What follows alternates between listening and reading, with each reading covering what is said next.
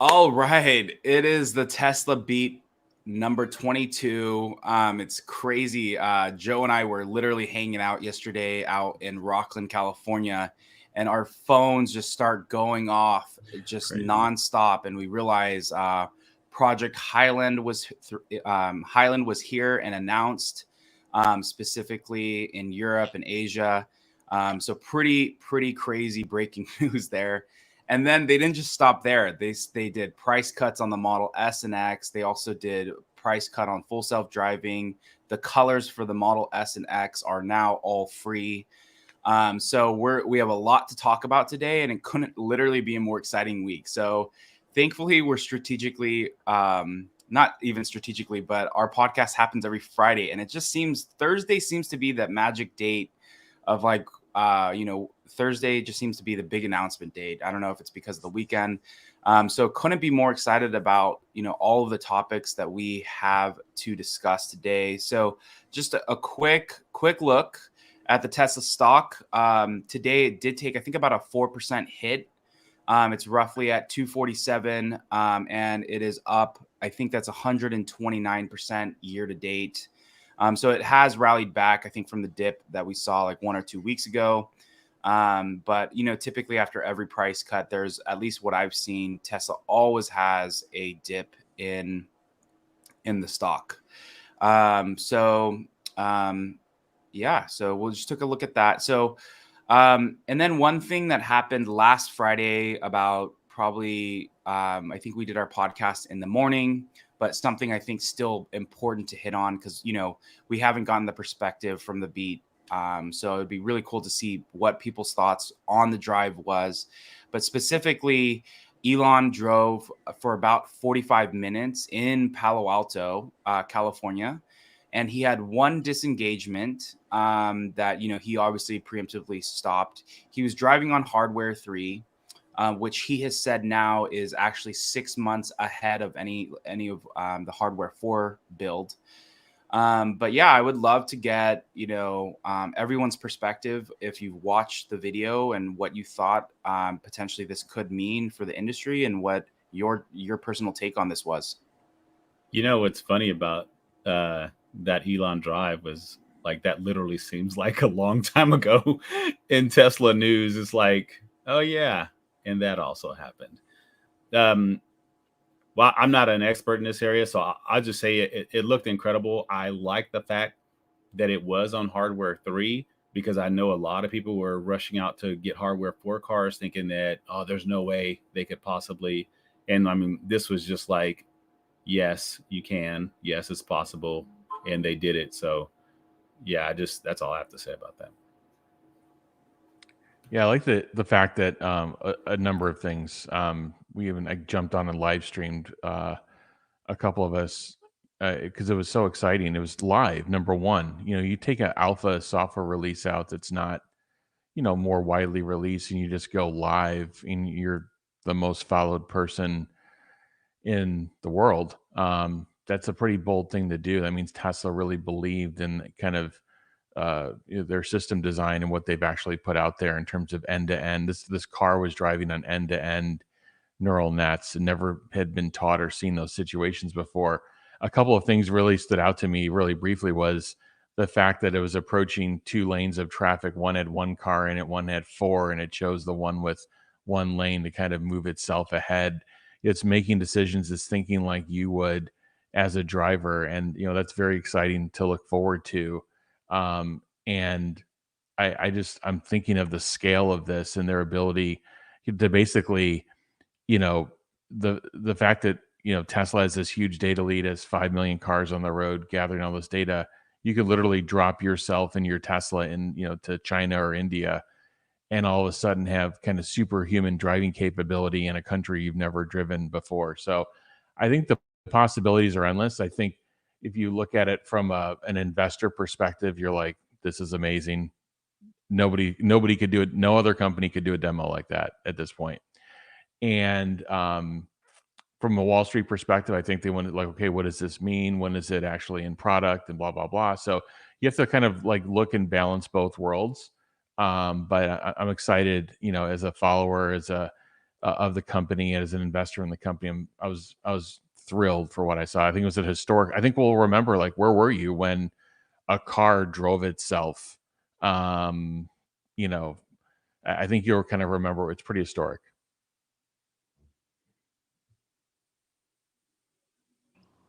Yeah, I was blown away. I was not expecting that.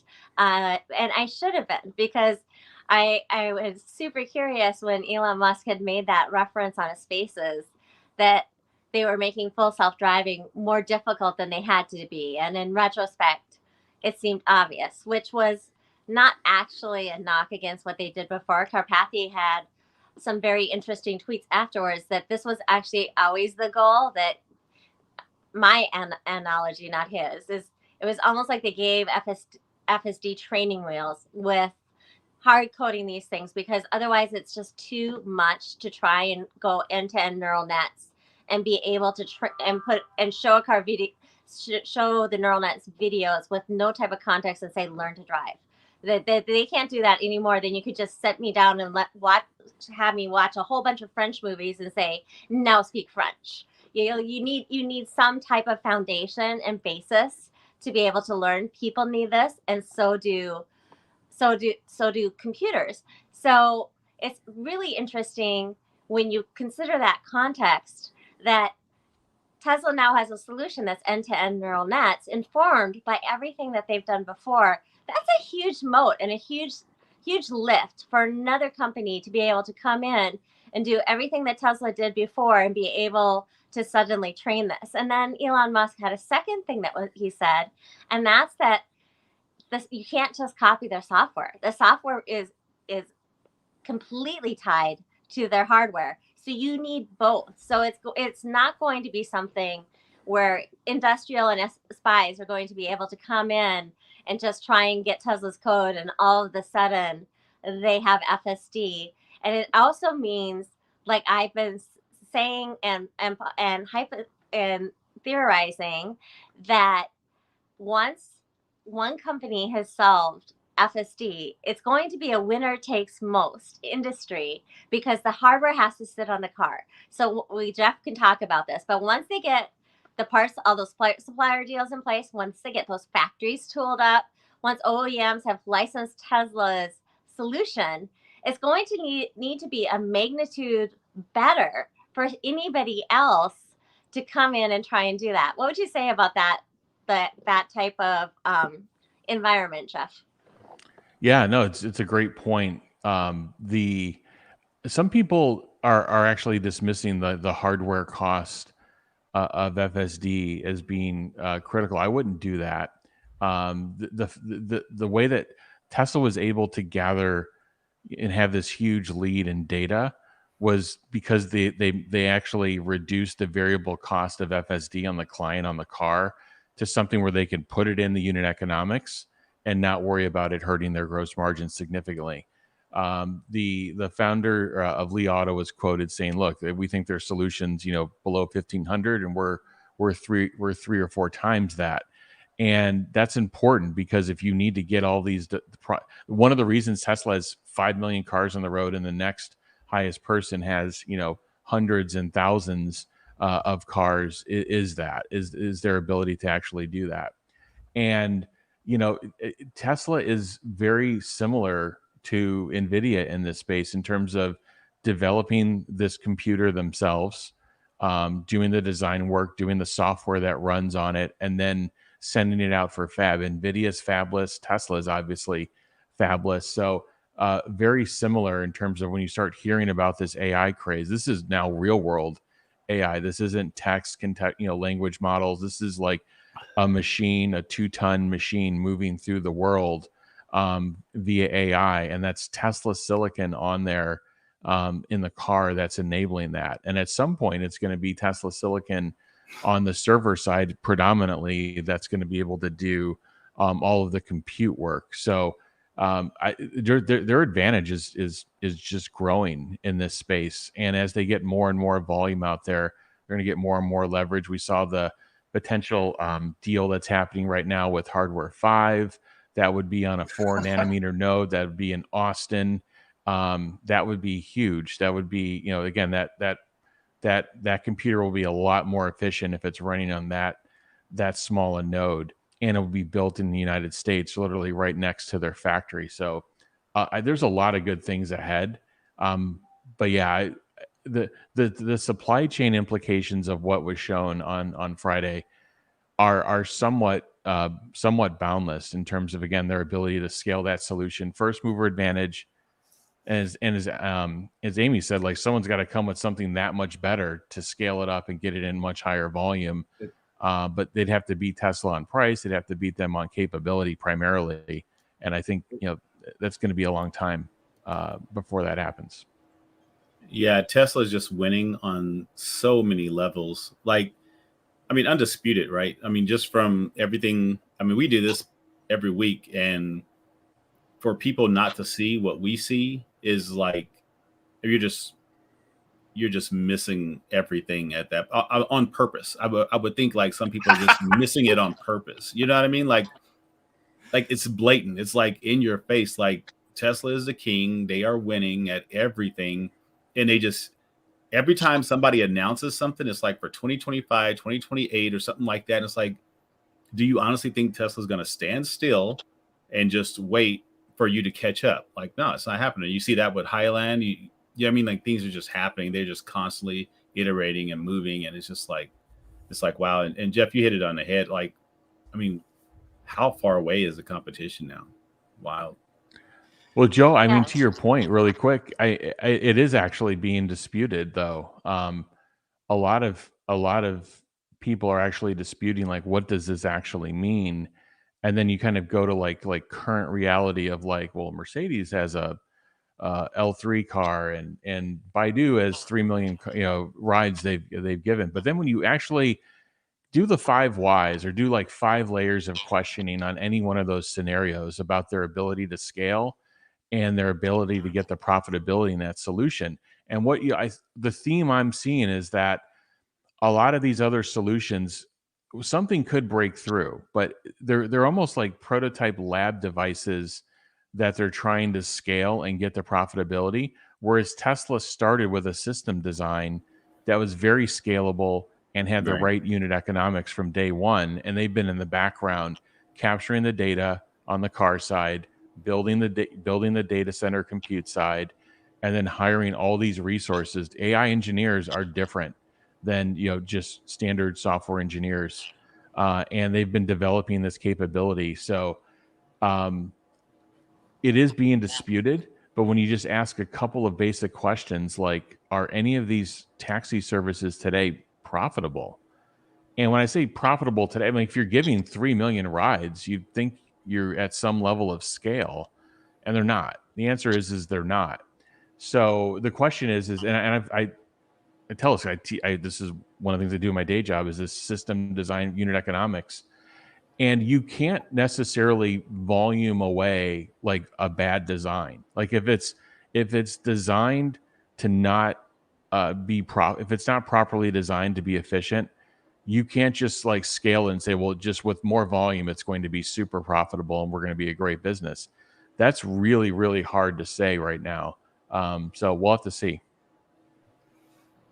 I think that when we look at full self-driving, because Tesla did talk when we'll call it FSD 1.0 about the March of the Nines and the finding the edge cases, I think that it misinformed Wall Street to a little bit, where they think that it's actually possible to code every edge case and to somehow be able to find all those. And they didn't understand that what Tesla was doing was just building a foundation for the computer on how to learn and how to infer. So what sits on the car for full self-driving for Tesla is an inference chip. And that's designed to be able to say, that must be a red stoplight, even though I've never seen a red stoplight look like that before, because I'm going to make that leap and I'm going to make that inference.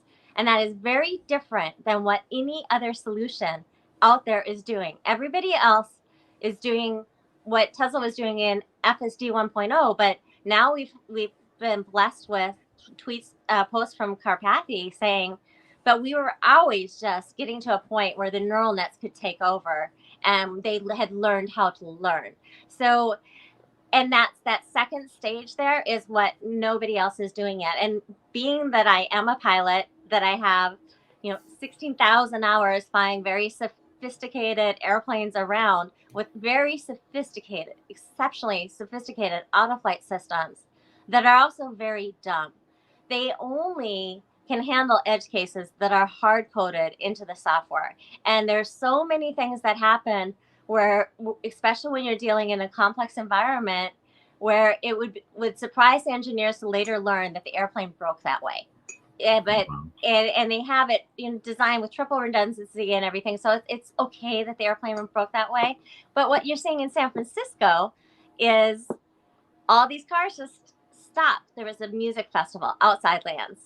Everybody was on their cell phones at once trying to stream the main act, and AVs from Cruise and Waymo, I can't remember if it was Cruise or Waymo's, they're all stuck because they need cellular connections to be able to work. And so how unscalable is that if they need cellular connections to be able to actually work, if the solution doesn't sit within the car? And then two quick other points.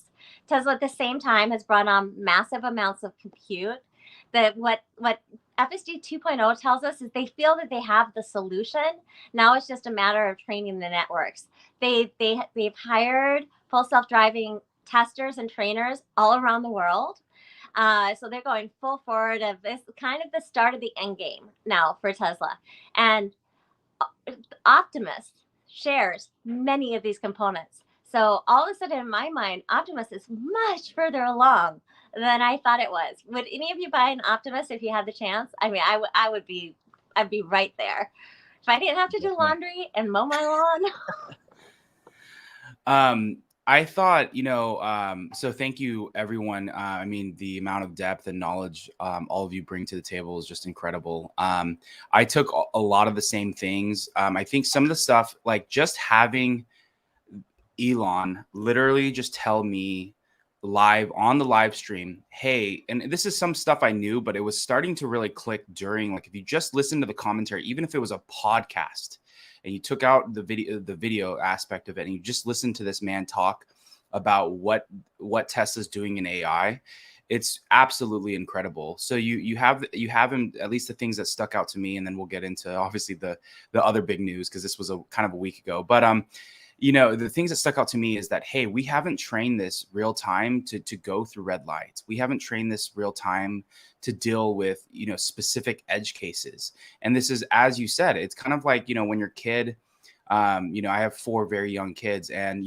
when you train them to get on a bike, and they're like looking through and they're trying to figure it out. They're trying to get, they're trying to get their reps in and stuff like that. But what do you have to do? You have to get them back up. And it's similar with what he was saying. It's like, if there is an edge case, what do? They feed it more videos of it successfully doing it, and it learns on the fly. And I think that's, for me, where I started to get like chills, just thinking, yeah, like like Joe was saying, like there really is no competitor that, and this was at least for me, this was outside of like the chat GBT. I mean, I'm not going to say this was a full on chat GBT moment yet. I think we're still going to get there, but just being able to see something like when you chat, like I pretty much use chat GBT for pretty much for everything now, for a lot of, for grammar checks, for spot checks on other things, to, hey, how should I do this? It's just one of those things, but you see it learning. It's learning, and you see the little thing like, bouncing up and down as it's trying to come up with a response. It's pulling in the data, and then it's hitting you. And every single time it's a unique answer. And so it's same thing with this Tesla AI system. Like, he was driving live, and it is just taking in the information. And he said the second thing is, and then I'll end on this, is that he could remove the navigation and just put the GPS coordinates in. And this probably maybe sits really well with you, Amy, is just more of like the GPS coordinates. And then it would just kind of find its way and figure out how to get there. And I think, again, that's where it's like, so many of these, I'd have to be fact checked. But Waymo and Cruise, a lot of them are built on maps. And this is, again, just built on looking real time, real world, like your eyes. It's like, my kid getting on a bike and just looking, okay, what's in front of me? Helmet on the ground, grass there, I'm going to go slower. It's just that's what it's doing. And that's where I felt like for me, it really started to click. And even some of the stuff that you were saying, Jeff, where it's like, it's really those neural nets that are just starting, like you start seeing this heartbeat just rolling through as it's just making all of these decisions. And I think, yeah, that's the scary thing. And if people are going to miss that, or think that, Elon is like lying. And I think Joe, you did a good job by putting some of these headliners up here where it's like, Elon Musk's demo includes a near miss at a red light and doxing Zuckerberg. Let's talk about Elon Musk's potato live stream. So, it's just like people still really just don't get it. Some do. Some of these headlines do. But it's just one of those things. And as you said, Jeff, it's still being combated a little bit. But again, it's, we're not, at the end of the day, Tesla is just, I think, in my opinion, so far ahead. Was there any last comments on FSD or, yeah, go ahead, Amy.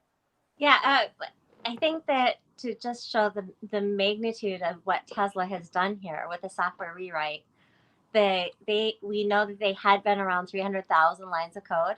Baidu is at 400,000 lines of code in their solution that they're using in China.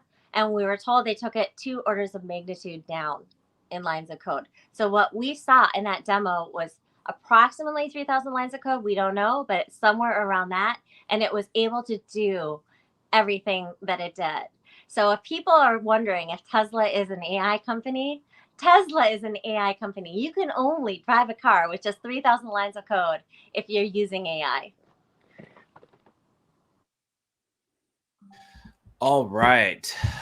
So yeah, I mean, everything you said, Amy, and Jeff and Joe, it's, it's incredible what's ahead. All right. So let me just get to this slide. So obviously Project Highland, I'm going to throw in a quick couple of videos. These have no sound on it just because that's how they were released. So here, let me start this back over. So yeah, you just see the new fascia, the interior design. I'll actually have to pull up. I have a long list. I think Sawyer put this list together, but there's just tons and tons of updates. Let's hit this one as well. So this is, let's just say, play it again. So here's just more views of the front fascia, all of the new changes. The rear screen was a big deal. That was pretty awesome. And then I think here's the new wheels.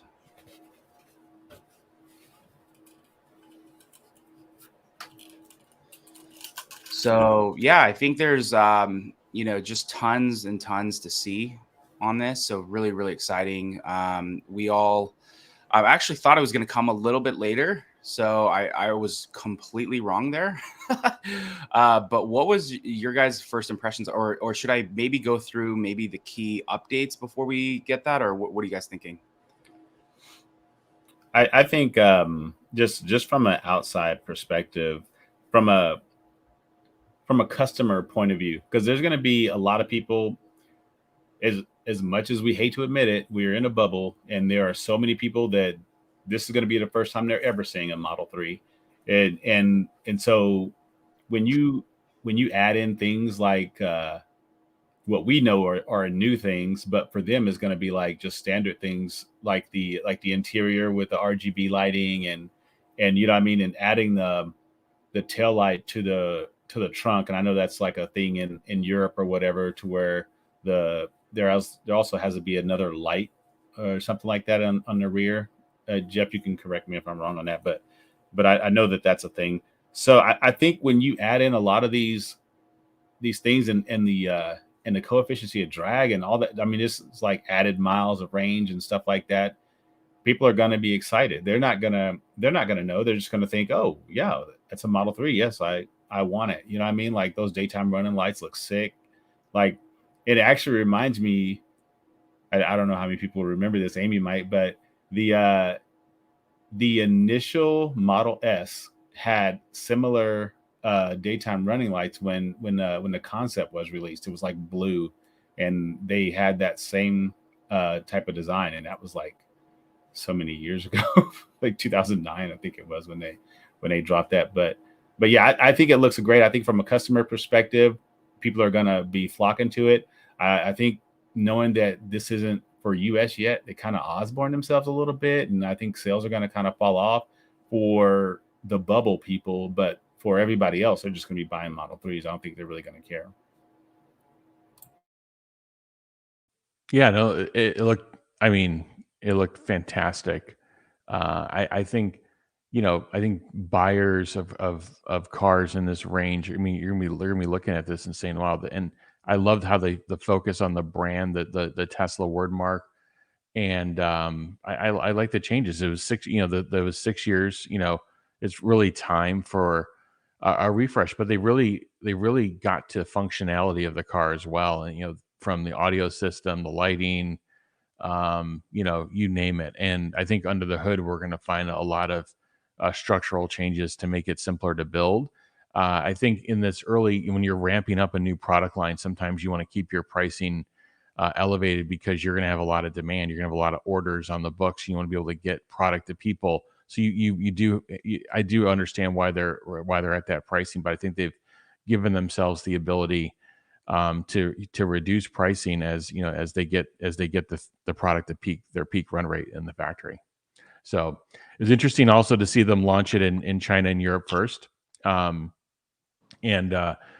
a new thing. I think those markets would appreciate it, given like what's going on with FSD and given what's going on with some of just how the launches normally go of everything starting in the US. So I thought that was good as well, and be able to see how the sellout is. So I'm excited. Yeah, I would say that it is an unequivocal, unqualified hit. There was one Chinese blogger just was scrolling down his referral page, and he's just like, referral. They just all started hitting of new orders from the Model 3 of his followers once it came in. It was very reminiscent to me of the original Model 3 reveal, and seeing that counter behind Elon Musk's head go off as the orders just started pouring in. So once they start getting the sales and the order figures, I think that everyone else will understand what Tesla just accomplished. And as far as the Osborne effect, that is why the pricing is where it is, because people still like to feel like they got a deal. They would know that the price will be going up when the refresh comes out. So there'll be many people that are like, oh, I don't want to pay more. I'm happy with the new car. And right now, Hardware 3 is actually going to give you your best FSD solution as well for a few more months. So you have a compelling reason for cost-conscious people to go out and buy the Model 3 while they still have a chance to get one that's a little bit less expensive. So that pricing to me was brilliant. Tesla does always pass on cost savings, and as Jeff said, the cost savings are in the design of the vehicle, but they're not being realized by Tesla yet, because shutting down a production line is expensive and ramping is expensive.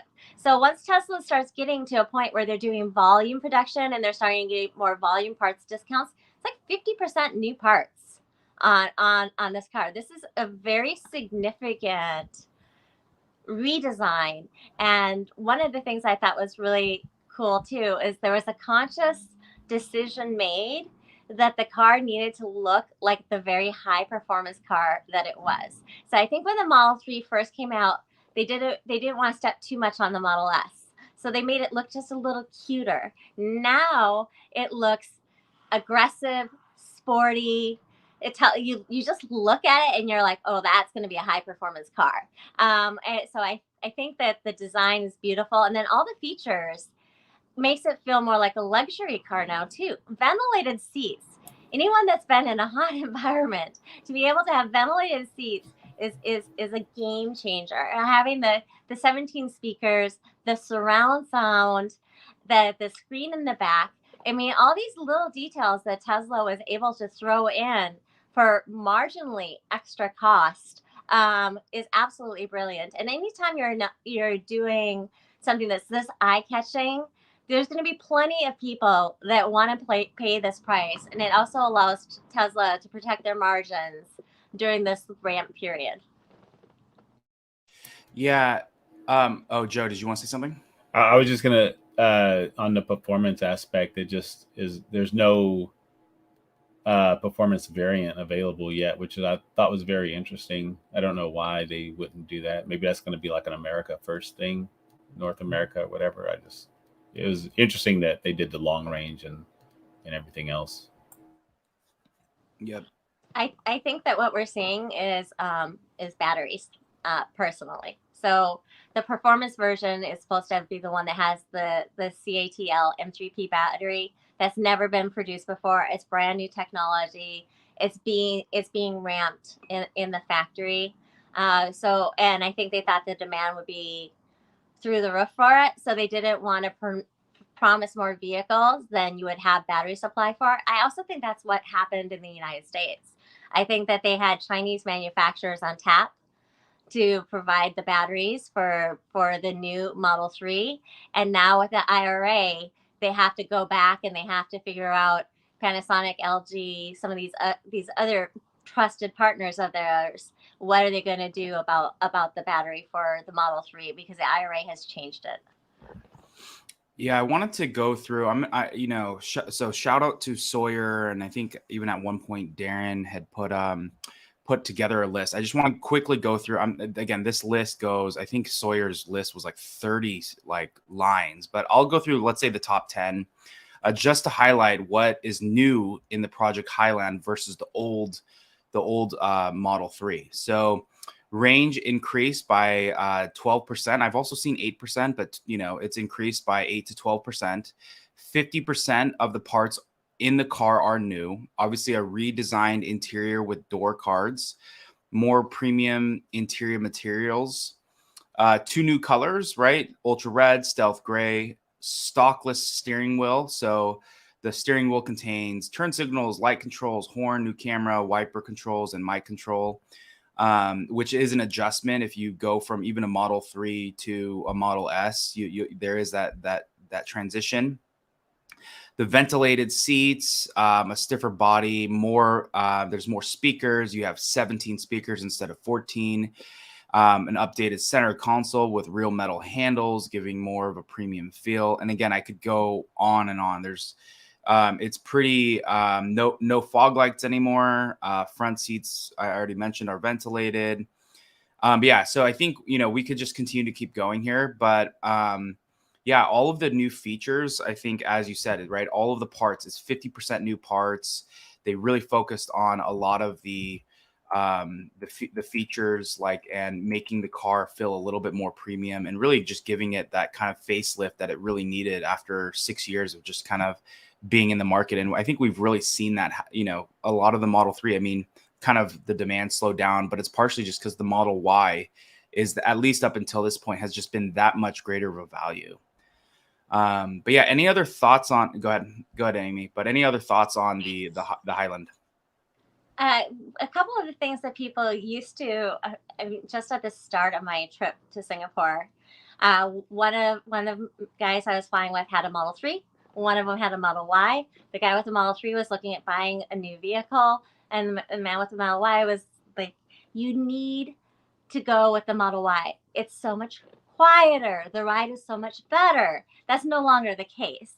So some of the key reasons why people would say, go with the Model Y before, now the Model 3 is equal. They said that I think it's 20% quieter now on the Model 3. And then just a very quick shout out to Tesla's car designers. It is stunning. It is absolutely the changes are subtle, but it's a little bit lower. It's a little bit wider. It's just a little bit lower to the ground. The front of the car hood looks to be just a little bit longer, and the impression that you get is this high-end sports car with almost Roadster 2.0 vibes, very definitively the child of the Model S. It is just a stunning work of art that I can't wait to see on the roads. I'm so excited about it. All right. So I think getting into some of the other stuff, again, this is just like it was funny. I was like just getting back from a long day of hanging out with Joe and driving a minute back and forth and just nonstop news. So here we not this one. We had Model S and X price cuts. So I know for our one of our hosts, this hurt a little bit, hit a little different. We can get into that in a minute because I know he just picked up a Model X Plaid, but the Model S long range is now 75,000. It's down 14,000. The Plaid Model S is 90,000 versus the 18,000 more that it was, and the Model X long range is 80,000. The Model X Plaid is 90,000. So huge price cuts, especially on the Model X, almost 20,000. On the Model S, it's 14 to 18,000. But yeah, huge price cuts. I think that's partially why we saw the stock take a hit again today. At least that's historically how it goes. But yeah, I mean, any thoughts on this, Jeff? I don't know if you can also give it from a customer's perspective as well. Yeah, no, I mean, it happens. I picked up a Model X this quarter. It happens. Tesla's a pretty fast moving company. I always used to joke with people, if Tesla's going to come out with something new, it's going to be the month after I take delivery. So just, put your order in a month after mine and you'll get probably all the upgrades. It's fine. The bigger thing here is Tesla launched a new Model 3 that I think, as Amy said, looks like, it looks like it is now the kind of the child of the Model S. And they raised the prices, and Model 3 runs about 25 to 30% of Tesla's volume. So 1 out of every 4 Teslas built is a Model 3, whereas the S and X are about 4 out of every 100, 4%. So I think the markets kind of look at these price cuts, and these are big price cuts. But when you look at the volume that they're against, it's small. And so when you take 30% of the volume and you take the pricing up 8%, and they probably took the cost to build down, who knows, 10%, 15% or more. When you do a major upgrade like this, I believe that they've been able to do something on that order.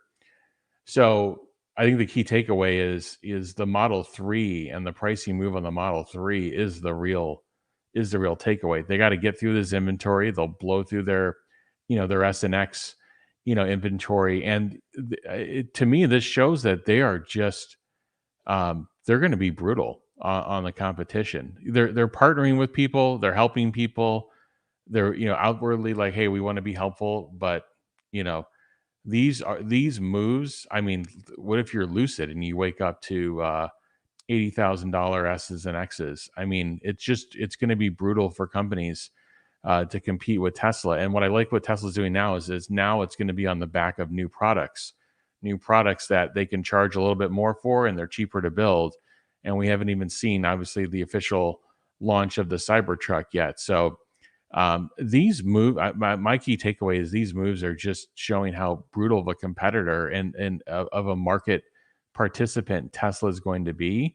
And they're basically going to take that EV adoption curve and put it on, while other car makers are a little bit capitulating a bit. And they're going to take this whole EV adoption curve and put it on their back, basically. Also, Beach Pro had commented on YouTube that the FSD price went down $3,000, so from 15 to 12 now. So, I mean, like you said, Jeff, they are ruthless. While I'm sorry, while that's the next Stealing slide. my thunder.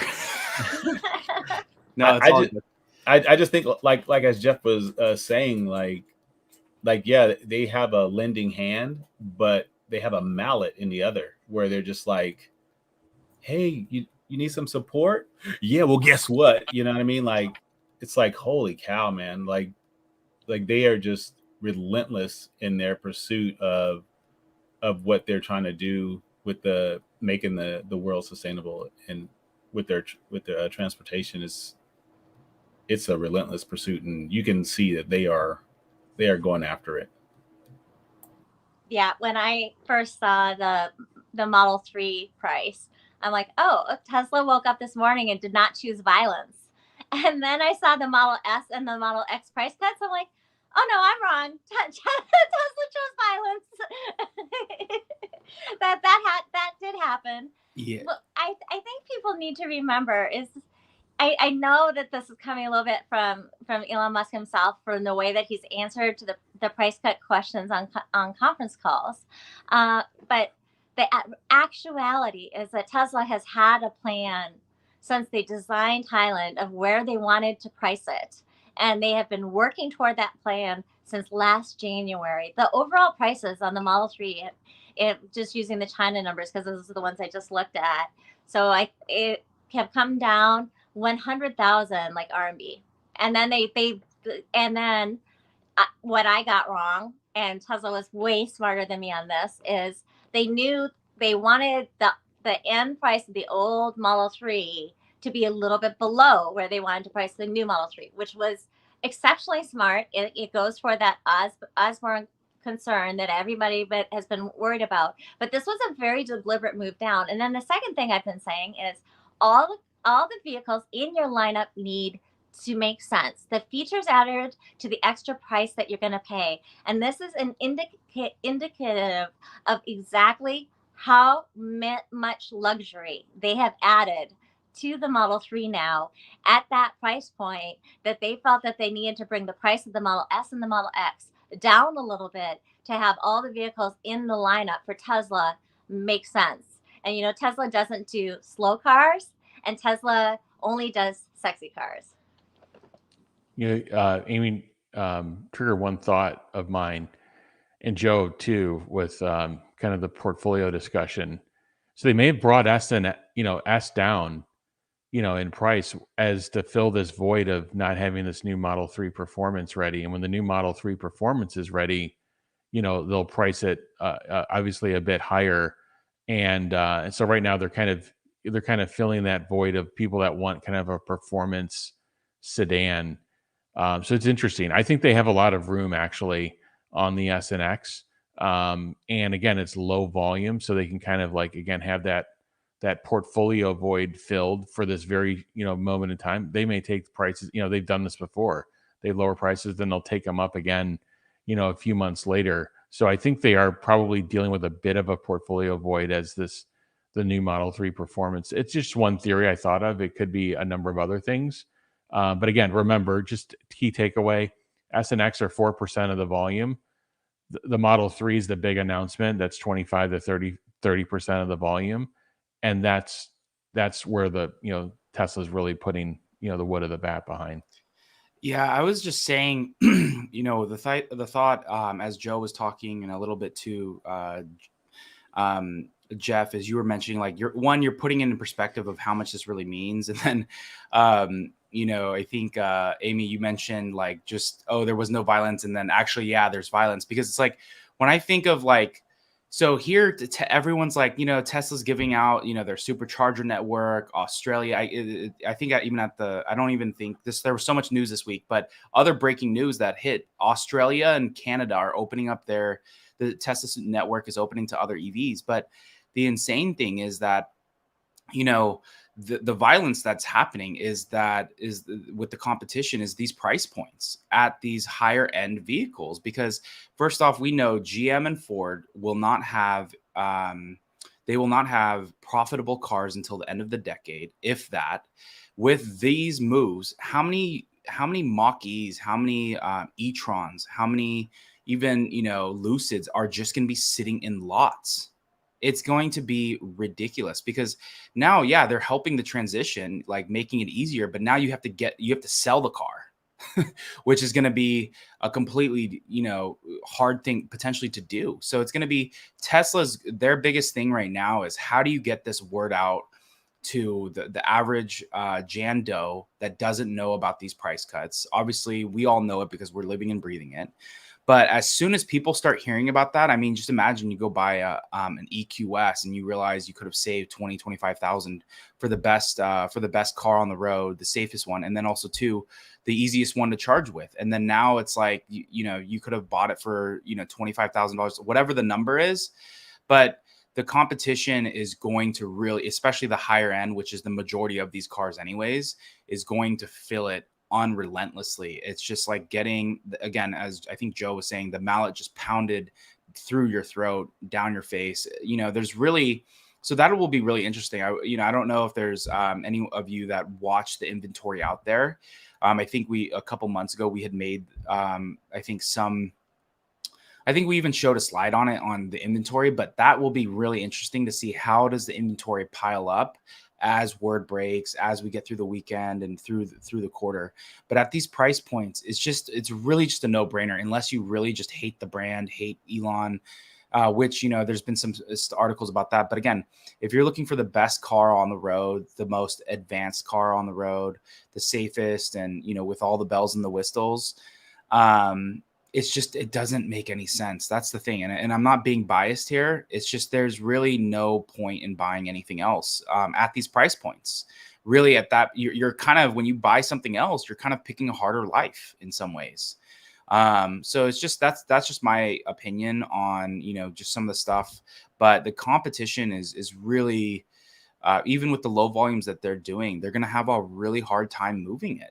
I think it was like Lucid loses $500,000 per vehicle, 350,000, whatever the number is that they sell. I mean, it's not sustainable. And now you have the Model S and X at $80,000. And then, and again, with the amount of mileage and range that you get with that versus everything else is, over 100,000 or something like that. So, that's my opinion and take on these price drops. And yeah, I don't know. And then I think, Joe, you sent this last night too. It's like the freaking Model X long range gets federal tax credit now. Like that's $7,500 that goes back in your pocket at the year, when you file your taxes.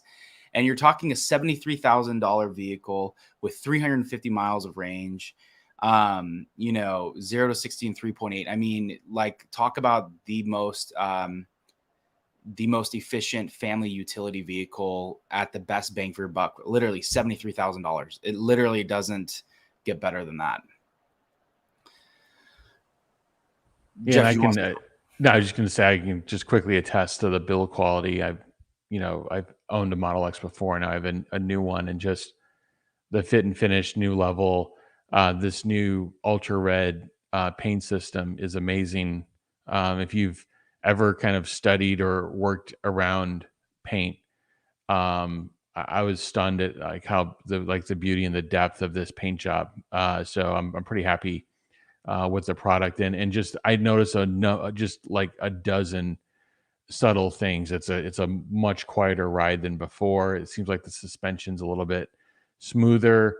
The tilting screen is really good from a human factors perspective in the car. And yeah, I'm very happy with it. I mean, Model X is just a fantastic vehicle for kind of families traveling or just, putting around town. It's very comfortable to get in and out of. The doors seem quieter, just a number of things I've noticed, and, again, very happy with it. I think they're going to blow it out this quarter with that pricing. Remember, Tesla was at, I think, $69,420 famously for the Model S a year or two ago. So they've taken it down to these price levels before and made moves, and then they bring it back. So it shows you that they've got a little bit of room to work with. But again, everybody should just keep in mind, this is 4% of the volume. The real thing is the Model Y and the Model 3, which is the 95% of what they ship basically. And that's where all the focus should be. They have the supply chain leverage there. They've got the new product now with the Model 3 that they're going to scale globally. And I believe they've designed a product there that they're with volume, they're going to be able to take that down a cost curve as well. And it's going to meet right at the Gen 3 product eventually, and shake hands with it when that starts getting into production. So I think they've got a really nice portfolio plan. You just look at from the start of this year to where we are today, and then you've got the Cybertruck coming. So they're going to, I think they've got a really nice movement on their product portfolio. Yeah, and I was just gonna say too, again, 4% volume on these price cuts, but it's one of those things where, right, everyone was like, "Oh, Tesla's giving up their competitive advantage by handing over, the supercharger network," but they just have so many levers, right? They have the pricing lever. They also are going to have the full self-driving, which is, as Amy was mentioning, the I don't even know the example that you had mentioned, but the fact that the software and the hardware can essentially be running offline. You don't need to be connected to the internet, which I knew about, but it didn't sink in until you think of the outside lands. Can you imagine? I mean, when I go to the Shark Tank in the Bay Area, to watch hockey or a football game, your data plan stops working because there's so many people just trying to post random things about their experiences, and it stops working. And again, I know this is a rabbit hole, but all of the competitive advantages that Tesla has, it's not just one thing. They pretty much have every lever in the book. So when you think of small things like giving up the supercharger network, it feels big, but at the end of the day, they're just gonna again pound the mallet down by just selling more. Like more and more people are gonna buy Tesla because of the price points. Just makes sense because of the network, because of the supercharger network, and because of the software. So some other stuff that broke. This was the Model S and X are free colors now. Like everything, it was just, I think it was a white for a minute, then the metallic midnight silver. They've been moving it around, but literally every color now. Like, so you're literally talking, if we back up here, you're talking savings of 20,000 here on some of these cars, but really you're talking 23 to 25,000, especially once you bake in the color changes. So again, these price drops are very significant. I mean, I think I saw 20% price drops on some of these, but once you add in the free color, it's you're talking maybe 23 to 25%. It's just pretty crazy just to see some of the things that they're doing. And then Joe got a little bit ahead of us, but full self-driving beta dropped to $12,000 instead of 15,000, which I thought was a good move. I felt 15,000. Like if I was to go buy another car today, and I didn't have the beta transfer, I probably just would have subscribed to the subscription, because if I have a chance to potentially, let's say, put more money into investing or something else, like versus all of that cash up front, 15,000 was pretty steep. So I'm glad that I think that they brought this down, and hopefully this will help move the lever. I would really like to see them there's so many people that are probably going to be upset at that, but you can't please everyone, right? But I would like to see them bring back enhanced autopilot for like $7,000 to $8,000 or something like that, just to give people a little variance. You know what I mean? I think if they brought that back, I think that could potentially move too. And then that's just a small $4,000 jump for you to actually want the full.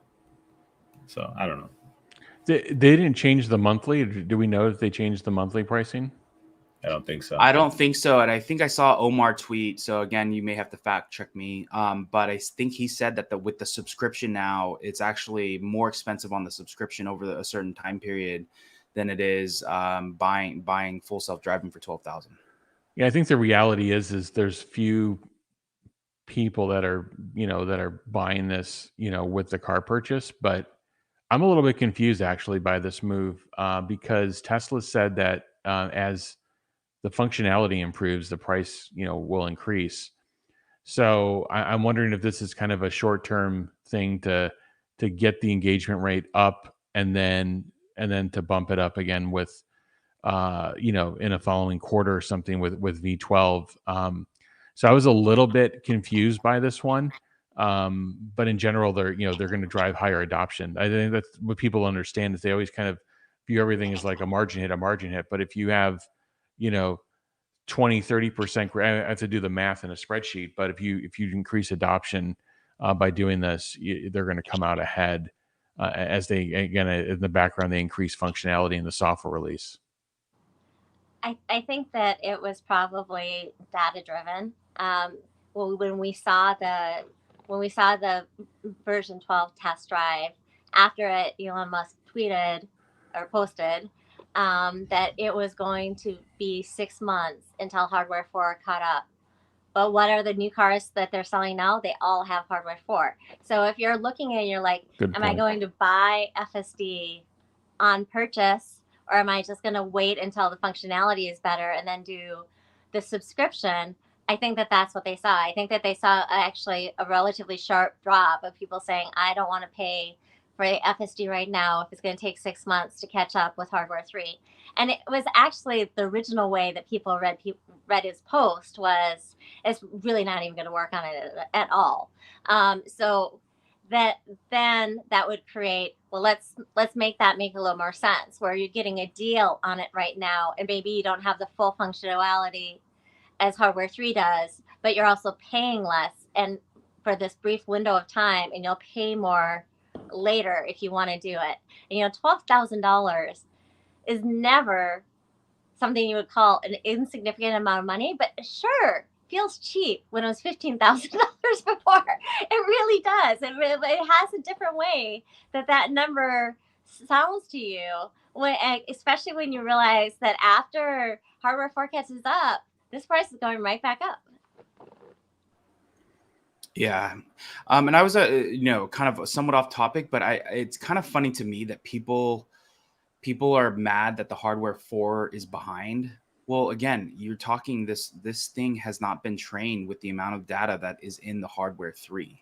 And so at some point there, I think that, again, I don't know the exact numbers, but hardware 4 should be a big factor, if not huge multiple, better than hardware 3. And so, at this point, like, you only want to buy a hardware 4. I mean, I wouldn't want to go and buy a hardware 3 right now, just because, again, sure, 6 months is going to happen. It goes by so fast. You know what I'm saying? So it's just really, really important that, people, again, think of like the future and where things are headed, not just the small pricing things here and there that are going to change things, or the small setbacks. All right. I think some other quick things that I just wanted to hit on. And then I know we started a little bit late and we're running a little bit over, but let's just back up one slide. So shout out to Tesla Europe, 10 years. The first 6 superchargers opened in Norway. Now they have 36 countries, 1,000 sites, 13,000 superchargers, enabling the freedom to travel no matter like where you are pretty much in Europe. So that's a huge accomplishment. So shout out to them for just, and really shout out to Norway. They've been the leader really in the European countries to make this transition happen, and really fast. And a lot of people are adopting there, and they've been the leader for, I think, Tesla demand for a very long time in Europe. This was just a headliner. Tesla battery longevity not affected by frequent supercharging, study shows. I think that was just putting that out there. I've personally seen something different. I think a lot of supercharging, at least from my own personal data and experience, it does. It probably is not a good thing. But so just, again, it's just one of those things just to be aware of if you're doing that. And then I think we'll end on this. This was, this was just some personal updates for Joe and I. Let me just read this, and really for all of us. Jeff, I know you weren't able to make the Tesla takeover this past July. You had some things going on. Amy, you were a speaker, so thank you for that. And Joe, thank you for helping us plan this. But it's been 3 years. We've been, just putting together this awesome event with some awesome other clubs that have really helped us grow it to what it is. But this was the year. This was kind of like, I don't want to say it's kind of weird because but it's like the ChatGPT moment where, like, when we got done with this event, we knew it was not going to just stay in the US. And so we're working with the Austria Club to do a Tesla takeover in Europe in May of 2024. So more details to come on, ticket sales and dates. Again, it's May 24th through the 26th. We're finalizing that in Flachau, Austria. But I think, like, my gut tells me is this event is going to be bigger than the one in the US, because we're working. I mean, you saw the Supercharger network that is here in Europe, and we're going to be working with all of the clubs in Europe to bring them to Austria. But I'm really, really excited about that as well. So just stay tuned for that. Potentially some updates on some speakers that are going to happen in the next week or so. On the San Luis Obispo speakers, we're still trying to figure out who are we going to bring to Europe. But yeah, just exciting stuff. I mean, Project Highland, the Cybertruck is imminent. We also had the V12 live stream, the major price cuts to the Model S and X, free colors for the Model S and X, and the full self-driving going to 12,000 from 15. So just a big, massive week for Tesla. And I feel like now I know why maybe some people have been a little bit unresponsive. It's just because they are very, very busy. And potentially even more news coming out in the next couple of weeks with just the Cybertruck and some of the stuff that they're doing. So really, really exciting. Any closing thoughts from the hosts